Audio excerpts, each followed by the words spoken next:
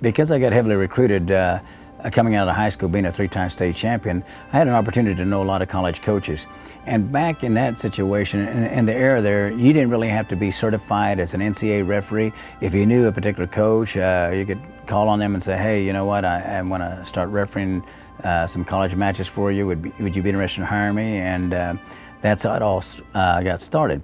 I think the first experience that I ever got a reality of a dose reality for refereeing was at the time OU was a powerhouse as well as Oklahoma State, but I went down and called the OU match, and it was against Cal State Bakersfield. And back then it was crazy. I mean, it just seemed like every time you went and officiated OU or Oklahoma State, there were sellouts. And I go into that atmosphere not knowing what to expect. And I can remember going in there and starting to change, and they said, after you're finished changing, Mr. Ramirez, pick up that white phone. It's a direct phone line to us, and we'll escort you back in the arena. I can remember that point in time thinking, I'm going to say a lot of Our Fathers and Hail Marys because it's going to be a long night. I don't even know what I'm going to be doing out here and stuff. And luckily, it was a good match. I believe OU was ranked at that time something like 3rd in the nation. Cal State Bakersfield was ranked something like 7th or 8th. And I had I guess all my prayers were answered because all my calls were right in the middle of the mat. I didn't have any edge of mat calls, and so I was, from that point on, I was hooked. It was like, hey, this is something I want to do. In 1994, when I had an opportunity to call my first national tournament, which is at University of North Carolina, and I can remember everybody coming up to me and talking about, well, what do you think now that you've been to the big dance? To me, I thought the NCAA Nationals was probably one of the easiest tournaments for me to call. And I say that not because I'm sitting there trying to be cocky. I said it in the context because I had the proper grooming. When you have an opportunity to do a lot of the Oklahoma State OU matches, which was the Bedlam matches, I mean, those are no-win situations. And then back then it was the Big 8. When you called all of those Big 8 matches and stuff, that pretty well groomed you to know that you can go in a hostile environment and come out knowing darn good and well that you call a good, honest and fair match. Probably the most exciting match that I ever had an opportunity to officiate in the NCAA Finals was Joe Williams and Ernest Binion.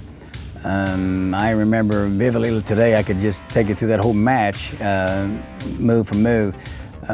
There was total respect by both wrestlers, and rightfully so. They were both very value-added athletes, and they had so much respect for each other that neither one wanted to open up. And I can remember, I've always been one of these hard-nosed guys to hit people on stalling, and I can remember hitting them right off the bat with a double stalling. And then after that, the fireworks flew. It just kept me out of the match, which was good. The next thing I know, we ended up having a 10-9 match.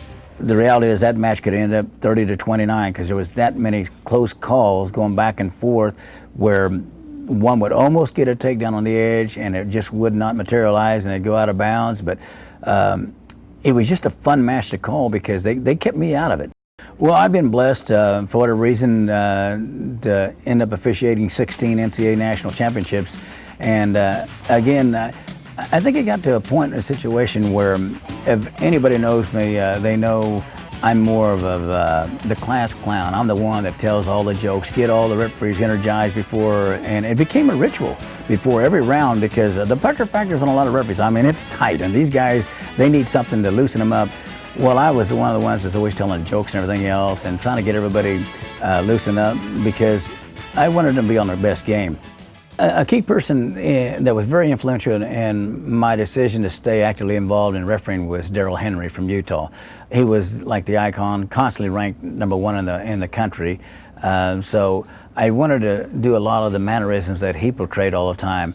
And then having said that, you know, you look at some of the other ones that are around, like Dave Frisch was a good friend of mine, and David did an excellent job, and Tom Galen. All these guys that, you know, you develop those close-knit relationships with who you know darn good and well that you can get off the mat and you can talk about particular situations.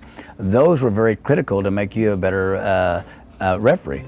I've always said wrestling is like a fraternity, and you meet so many relationships.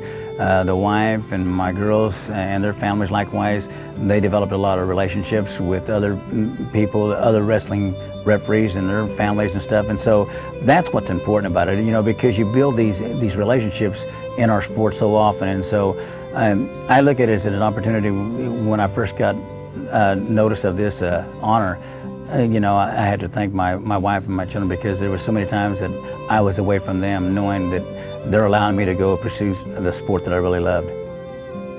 Well, the opportunity to go in the Hall of Fame is, again, you know, I look at it as one of prestigious honor, and I guess I look at myself and ask, why me?